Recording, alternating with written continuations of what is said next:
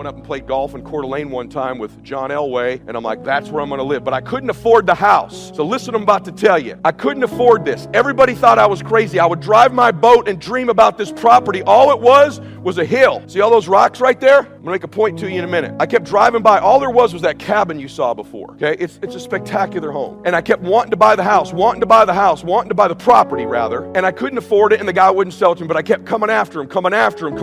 You will have real estate deals like this. I kept pursuing it, and finally I caught the guy in the middle of a divorce, and he goes, all right, you can buy it, it's X amount of money. I went, I don't have that much money, but I'll give you my Rolls Royce, my boat, my other house, and this amount of cash. And he took it. My family's like, you're crazy, that's way too much money for the property, you can't afford it. Listen to me, it's gonna sound like your life. What was wrong with the other house? What was wrong with where you were? It was nice. When's enough for you? My gosh, you had a nice house. You had a nice life. Why are you trying to buy real estate? Why are you getting, you going to one of these stupid seminars where they're scamming you? Or you can't afford that crap? Just Google it. Days away, spending money, writing notes down you're never gonna use. What's wrong with your life now? Well, that's what they kept telling me. I said, nah, I got a vision. I know what I want there. It's gonna be spectacular. It's gonna be one of the greatest homes in the country. They're like, yeah, you can't afford it, dummy. I'm like, well, I want it. We started to build the house. I started to want to build the house. I brought the architect out. I brought the contractor out. And the contractor goes, you aren't really like planning to put a house here, are you? I'm like, well, yeah.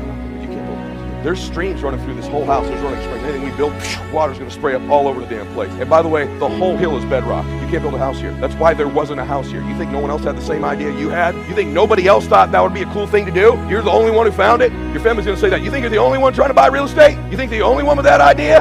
Everyone's buying real estate. Everyone's buying apartments. Everyone's flipping. Just watch Bravo TV or A&E. Everyone's doing it. You think that's so brilliant? I'm like, wait a minute, are you serious? My heart was racing. He goes, you can't build a house here. And my architect's like, well, you could, but like, you'd have to like jackhammer the whole property. I'm like, oh, okay. And my family's like, I told you, you're out of your mind. That's when you don't do good on your first deal. I told you. And I said, well, what's this jackhammer cost? He's like, about $300 for 10 minutes. I'm like, okay, how many minutes are we talking about?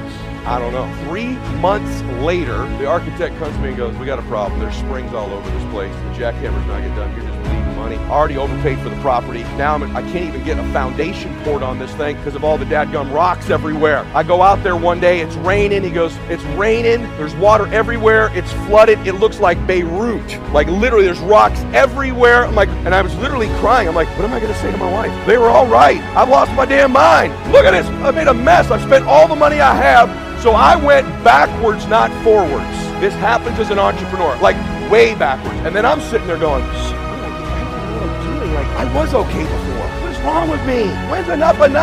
Crap. My architect goes, well, we could like dynamite the hill. I'm like, dude, you're the same guy who said we jackhammer the place. He's like, look, Ed, I'm not even so sure the Lake Association, the city's not going to come by and tell you this is like an eyesore. You're going to have to haul all these rocks off of here, dude. That's another probably $600-700 to get these rocks out of here. I'm talking about 2,000 feet of frontage. This property's 100 acres, guys. You got to dynamite it, and you'd have to get all your neighbors' approval. I finally do that, give us approval, and we literally dynamite my life, dynamite my property. And then the architect quit, and then the contractor quit. And my life was a mess. I was out of money. I was broke, and this is after I was already a relatively successful guy in some people's eyes. My wife's like, I told you. My dad's like, man, I told you. When is enough? Eddie, like, not everything you touch turns to gold. Not all this dreaming seminar stuff you go to works. Finally, I got another architect out there, and he's like, hey, I got an idea for you. And this is what God does in your life. He goes, I think we can repurpose all these rocks. It'll actually hold the house up. We can do the foundation this way too. And so when you look, go back to the picture, guys. When you look at the house, my mess holds the house up. My mess protects my family's house from the lake. The Lord literally repurposed my mess and built me a masterpiece. See, in your life, you're going to create a mess. Everyone's going to think you're nuts. You're going to arrive at that time. But let me tell you something. If you want to build something real high and real special, the foundation has to go real deep. Happiness is activity with purpose. It's love in practice. Happiness is both a grasp of the obvious as well as an awe of the mysterious. But for most people around us, happiness seems to be either something left behind or something yet to be discovered. Like all the good things in life, happiness is elusive by nature, but not impossible to capture. A major key for bringing joy into our lives lies in the next word we shall briefly examine: discipline. If there is a magic word that stands out above all the rest, this is the one: discipline. And in this program, you'll discover how positive this word is.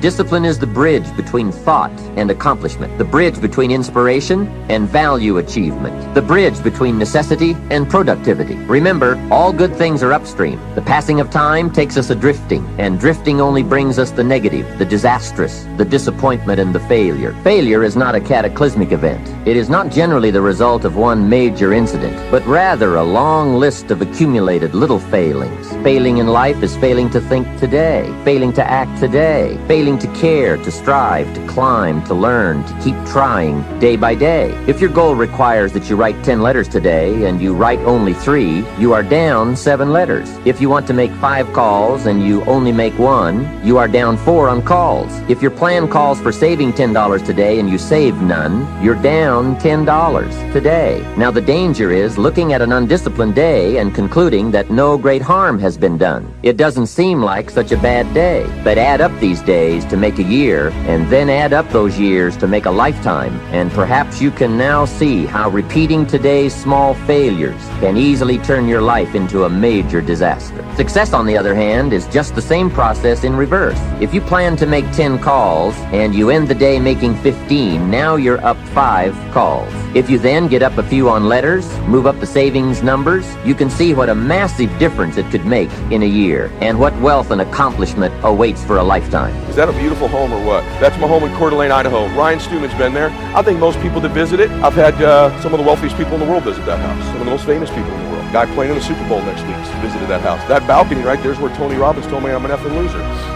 This is one of 4 homes. I'm only at this, by the way, this property is 2,000 feet of lake frontage. I've got 3 or 4 boats out there, Sea-Doos, the whole thing. That's the guest cabin. The roof is all copper. Not to brag about the house, I'm not going to get into all the details of the house, but every room's a piece of art. It took 4 years to build, and those shingles on there are handmade copper shingles, individual shingles. It's one of the most, my windows are made of copper. It's sort of a bizarre bananas property, right? Most people that have been there say it's the most beautiful home they've ever been to. It's something I'm very proud of, especially as a young guy to have that house. I'm there just, I don't know, 45, 60 days a year. It's a dream of mine. Every morning we get up, I boat to my golf course, we boat to dinner. I don't even ever drive, I have a Raptor up there. I don't even ever drive my truck up there. It's a dream. I pictured that place for years. We live in Laguna Beach on the ocean front. I met my wife. We grew up in Pomona. Any of you from Southern California? Pomona is not Laguna Beach. And we would take little trips down there when we were young, and I'd walk her on the beach when we were like 15, 16. Same beach my daughter jammed a shovel in her face the other day.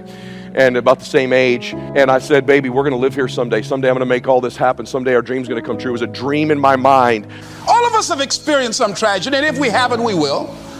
And you can either let it destroy your life, or you can build upon it. You can permit it to let it hold you down, or you can decide, I'm not going to let that happen to me. I'm bigger than this.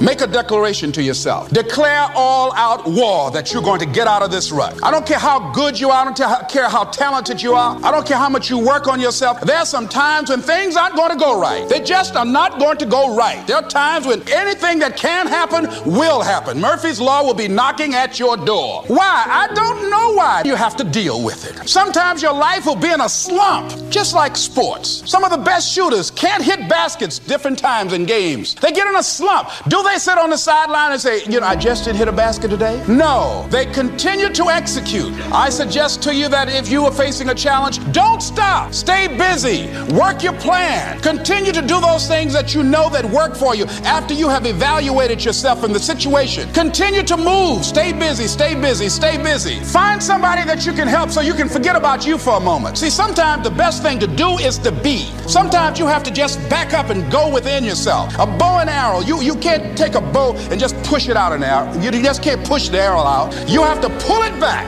and then release it. Sometimes you have to back up and go within and pray and meditate and recharge your batteries. Go away, clear your head, and then come back and look at it from a different vantage point. Don't operate while you are under the spell or the effect of what's going on. Next thing is that you've got to activate the thinker in you. Don't allow your emotions to control you. We are emotional, but you want to begin to discipline your emotion. If you don't discipline and contain your emotions, they will use you. Your mind goes on automatic, just like a guard. I loved reading the book called As a Man Thinketh by James Allen. He uses the analogy of the mind being like a garden. Weeds don't have to have any encouragement to grow. You don't have to water them. They don't have to get sunshine. They don't have to have fertile ground. They will grow through the cracks of a sidewalk. Am I right? But if you want to grow orchids or roses or any kind of exotic flowers, there are special processes and procedures you must go through.